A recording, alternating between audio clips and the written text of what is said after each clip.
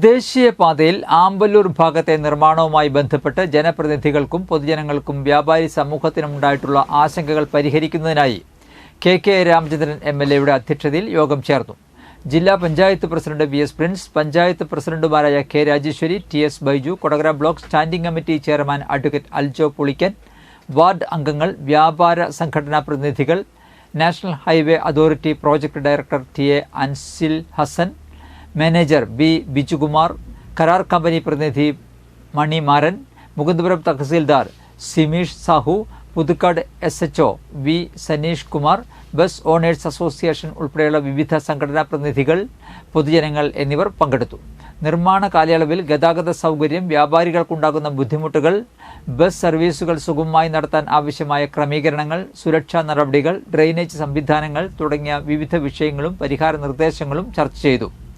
ആവശ്യമായ നടപടികൾ സ്വീകരിക്കാമെന്ന് ദേശീയപാത അതോറിറ്റി ഉദ്യോഗസ്ഥർ ഉറപ്പു നൽകി. നിലവിൽ ബ്ലാക്ക് സ്പോട്ടായി നിശ്ചയിച്ചിട്ടുള്ള ആമ്പല്ലൂർ ജംഗ്ഷനിൽ 20 മീറ്റർ വീതിയിലും 5.5 മീറ്റർ ഉയരത്തിലുമായി വെഹിക്കുലർ അണ്ടർ പാസേജാണ് നിർമ്മിക്കുക. 3 കൾവർട്ടുകളും ഡ്രെയിനേജ് സംവിധാനങ്ങളും ഉൾപ്പെടെ 1.3 കിലോമീറ്റർ നീളത്തിലാണ് നിർമ്മാണം നടത്തുക എന്നും പ്രോജക്ട് ഡയറക്ടർ അറിയിച്ചു.